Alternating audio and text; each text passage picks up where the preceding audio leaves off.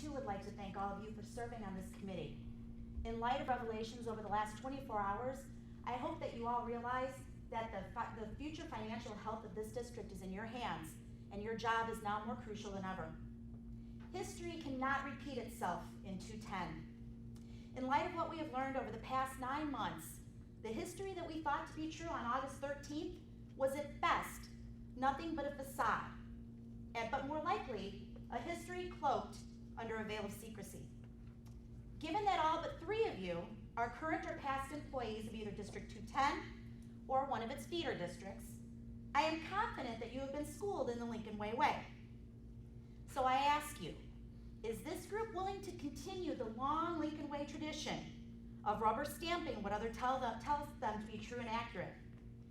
Is this group willing to move forward with a plan to close a school based on hidden agendas and smokescreens?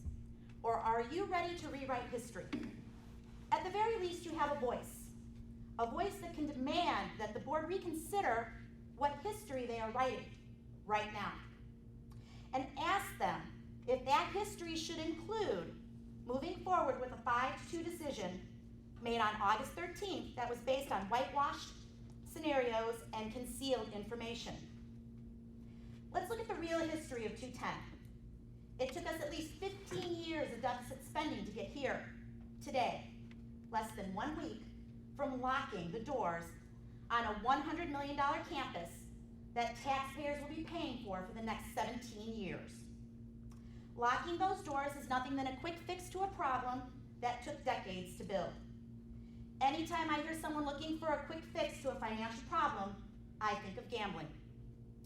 Gambling is defined as betting on an uncertain outcome or staking something on a contingency, taking a chance.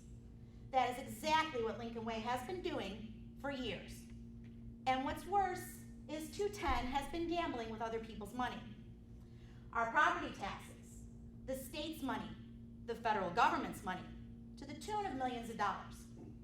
They're gambling with other people's livelihoods because the only savings by closing a school that has been substantiated with evidence comes on the backs of 32 teachers and dozens of staff members who are losing their jobs. They're gambling with other people's home values, my home values, and the home values of hundreds of my friends and neighbors whose homes sit in the shadow of the now beautiful North Campus. I suggest that you Google images of mothballed schools. You won't like what you see. And they're gambling with other people's children. Like my daughters, who are now part of a lost generation of thousands of students displaced from their schools midstream in their high school careers. That is the most tragic and unbelievable gamble of all. And when does a gambler finally admit that they have a problem?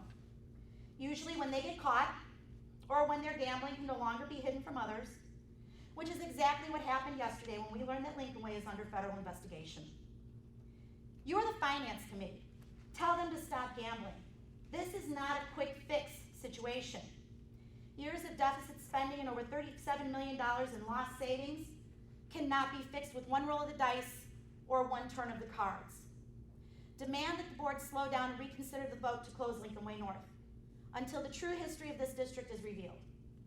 Let all move forward with a comprehensive plan for healing that makes sense and doesn't gamble with our taxes, gamble with our employees, gamble with our homes, and most importantly, doesn't gamble with our kids. Everyone is watching. It's your time to rewrite our history. Change the Lincoln Way way, which prevailed as usual when 210 ignored the community's request to revisit the discussion of a school closure on this week's agenda. Please use your voices and ask the board to revisit this discussion. I'll leave you tonight with a quote often attributed to the great Winston Churchill. Those that fail to learn from history are doomed to repeat it.